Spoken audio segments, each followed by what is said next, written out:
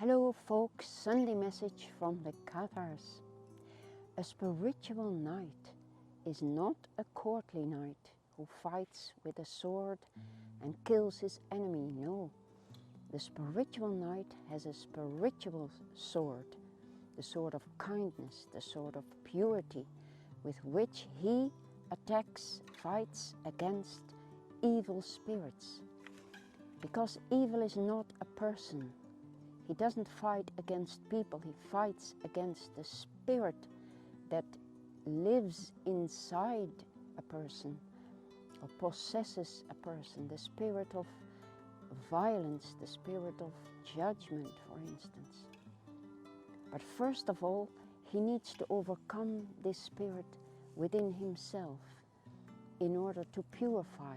He goes on the ladder of purification towards divinization, towards becoming a divinity, a divine knight.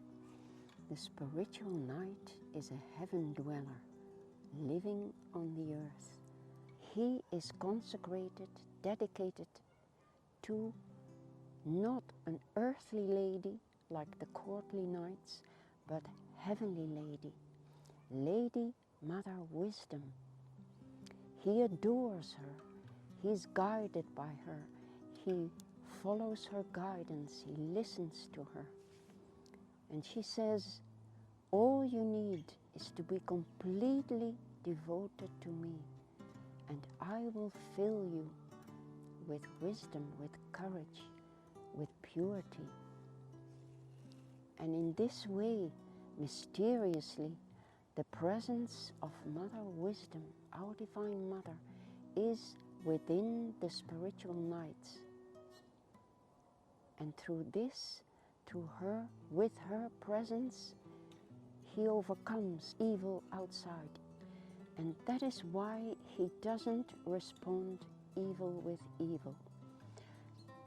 One of the main virtues of a knight is endura in the Occitan language. And it means to stand firm in his kindness, in his righteousness, in his spirituality, to not respond evil with evil, because it is not against a person, but against the spirit inside the person.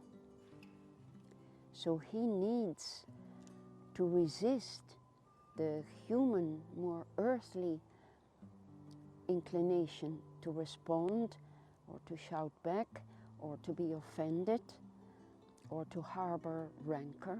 No, he keeps his peace. He resists.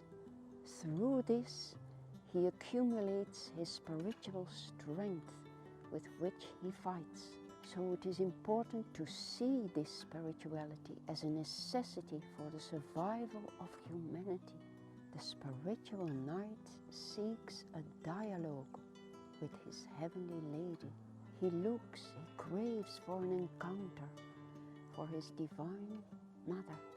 And this can happen in our life on earth when we are completely consecrated and live for nothing else. So, dear friends, this is just a little bit about the virtues that a spiritual knight needs to acquire. And in my next messages, I will elaborate on the other virtues. We invite you to join our knighthood, the knighthood of goodness that wins over evil.